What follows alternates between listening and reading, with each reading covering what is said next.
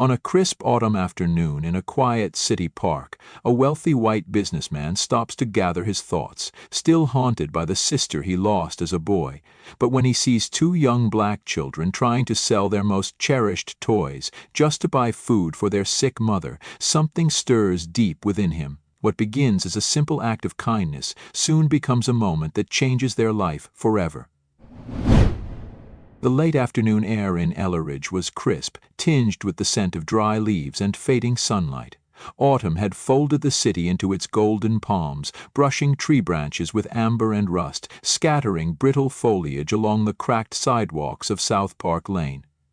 Henry Whittaker walked alone, his steps slow but deliberate, the soft rhythm of his leather shoes nearly silent against the stone path. He clutched a worn letter in his coat pocket, fingers brushing the creases without pulling it out.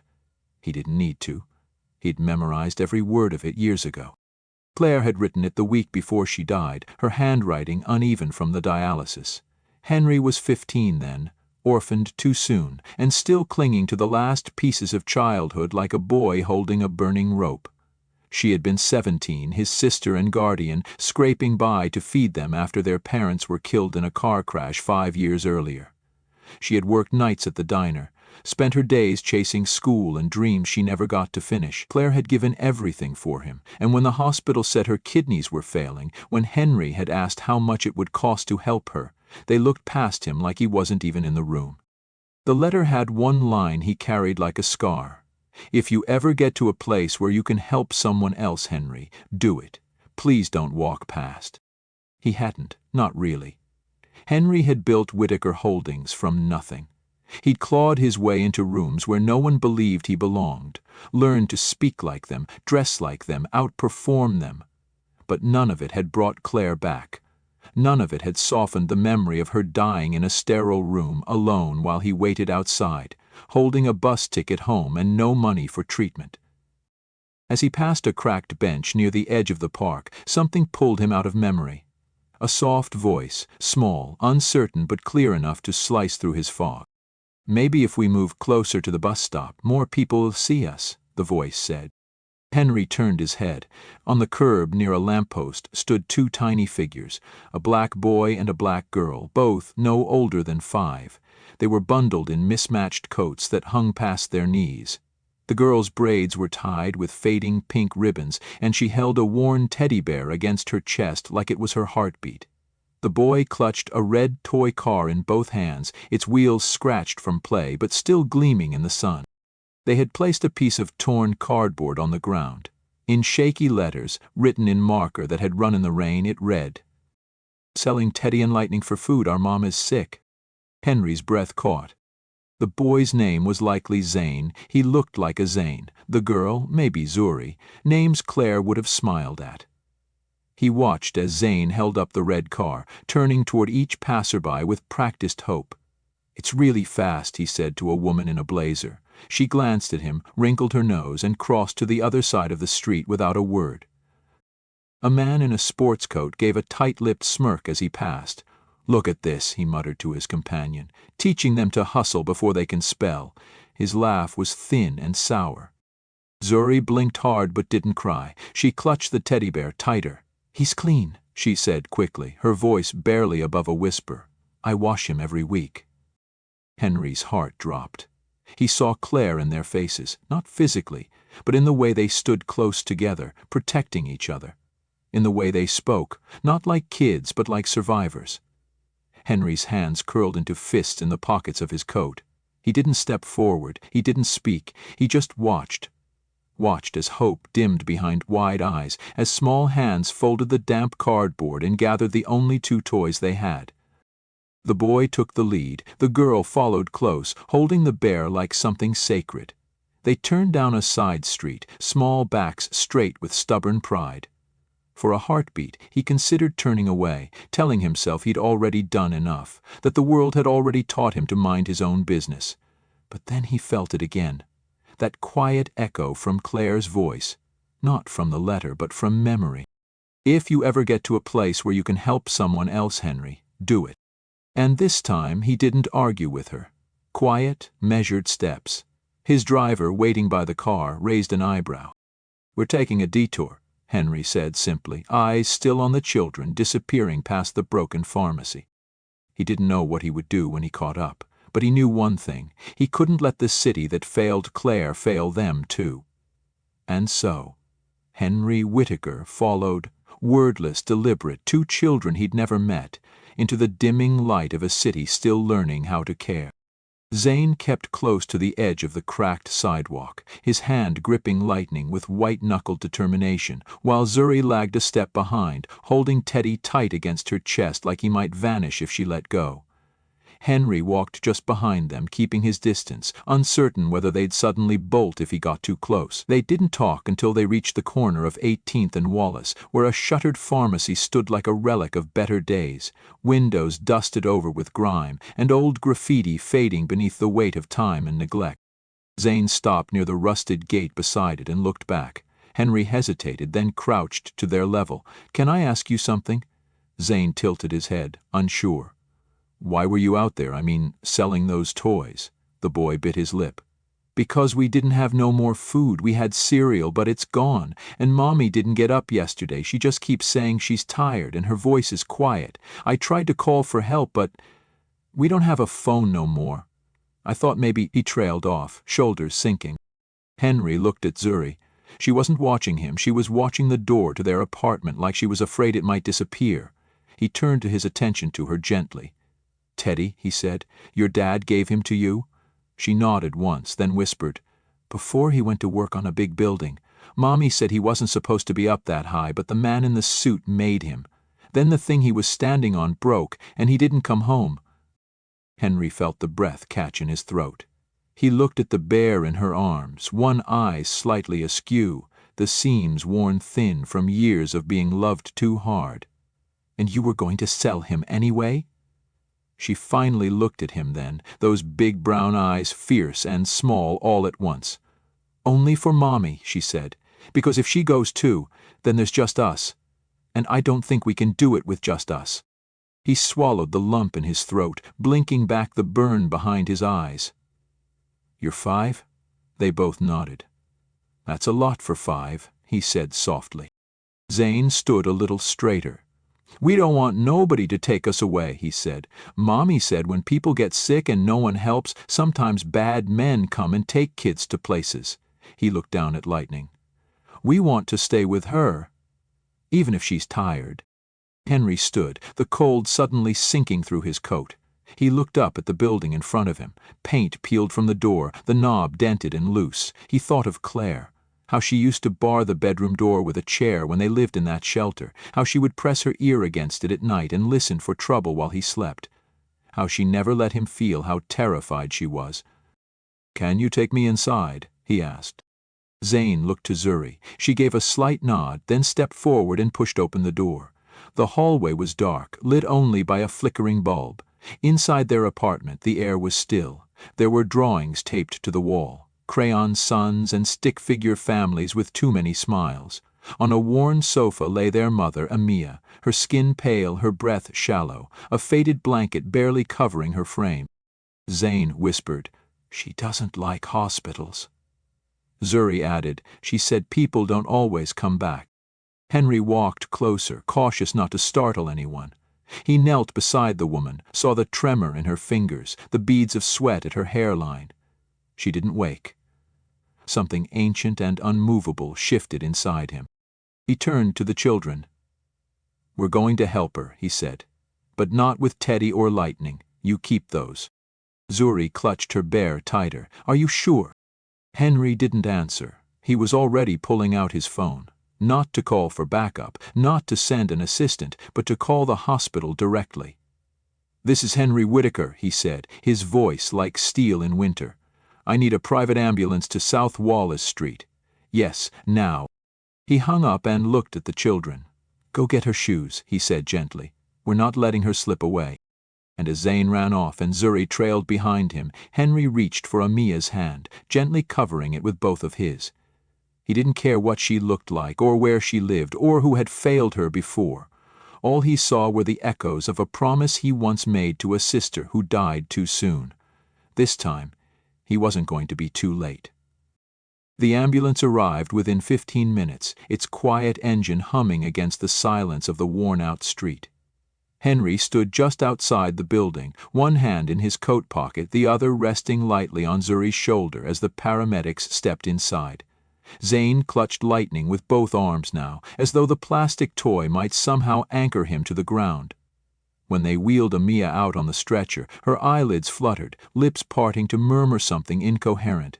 Her skin looked waxy under the harsh overhead lights, and her breathing came in shallow, rhythmic rasps.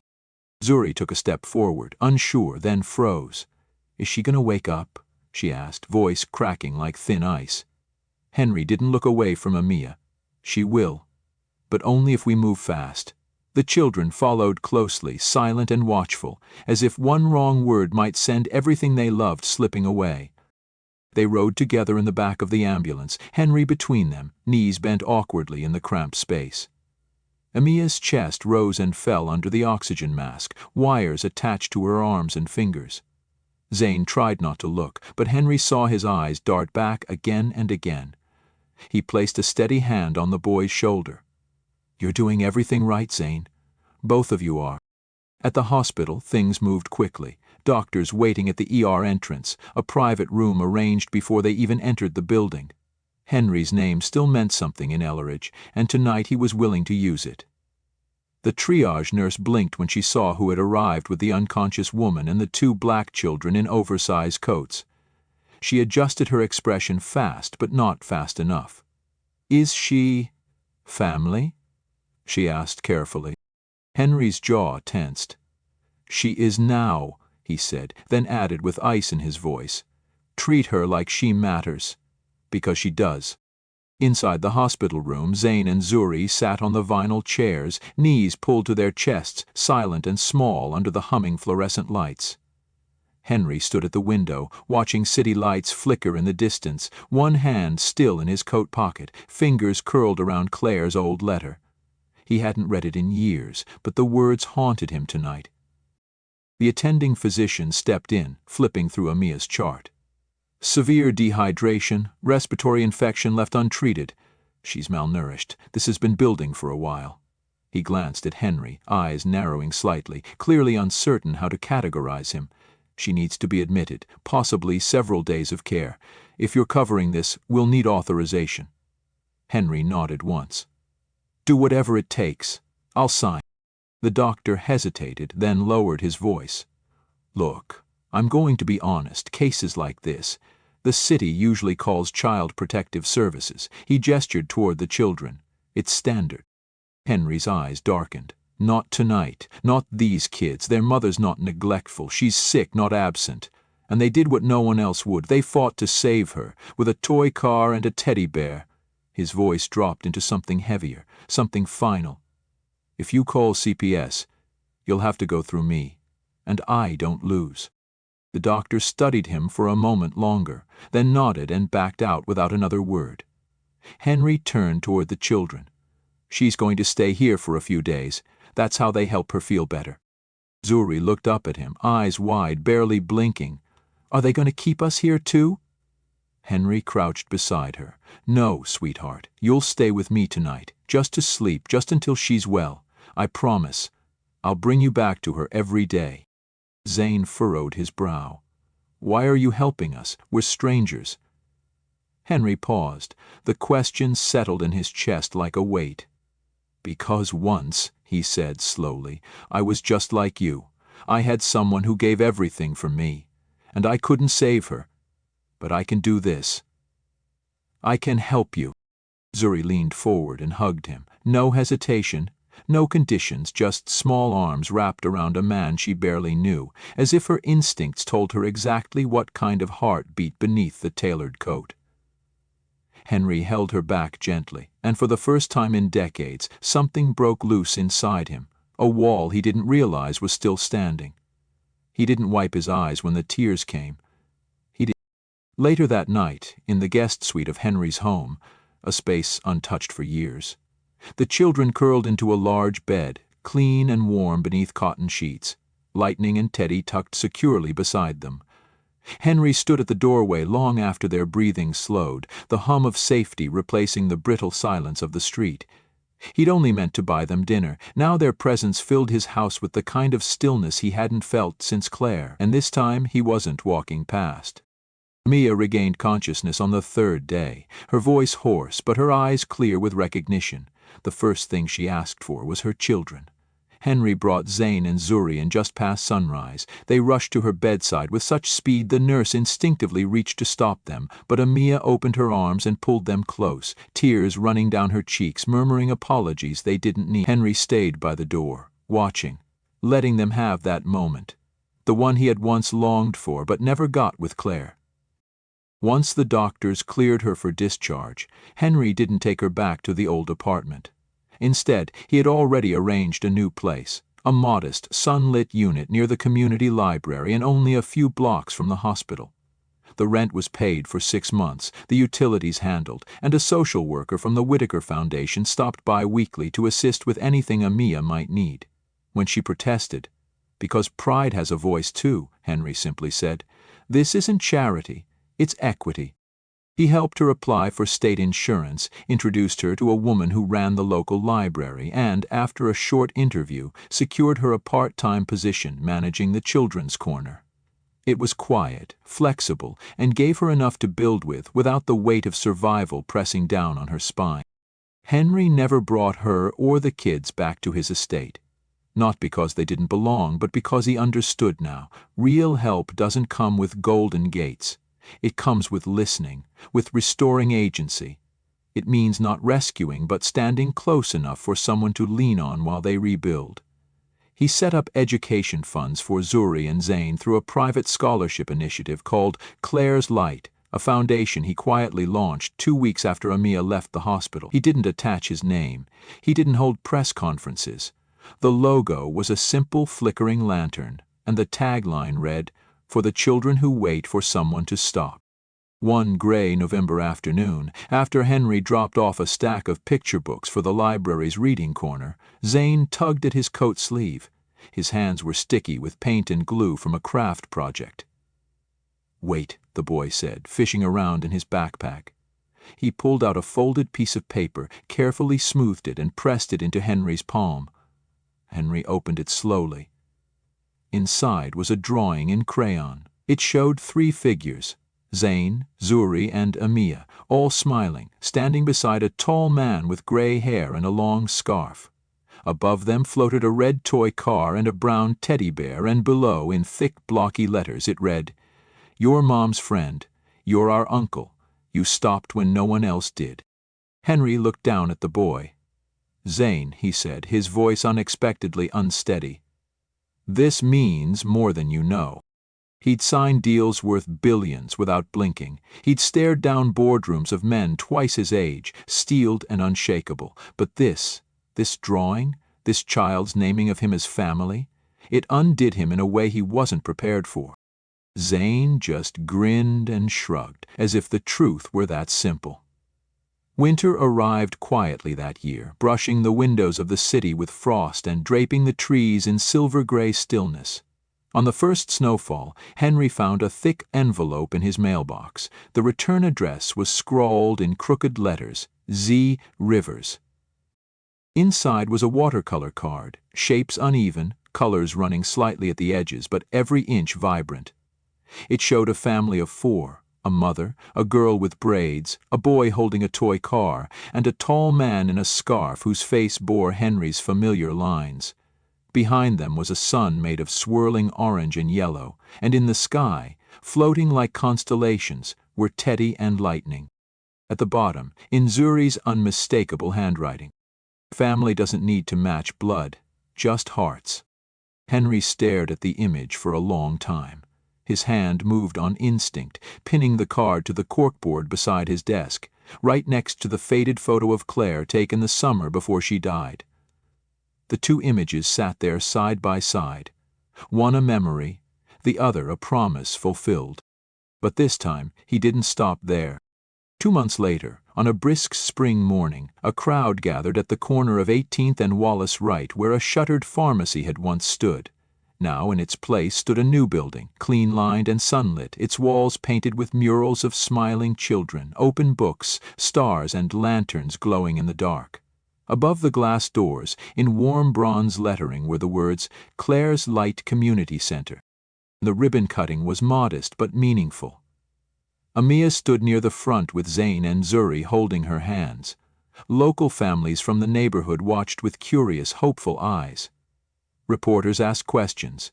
Henry, in his simple wool coat and scarf, stepped to the microphone and cleared his throat.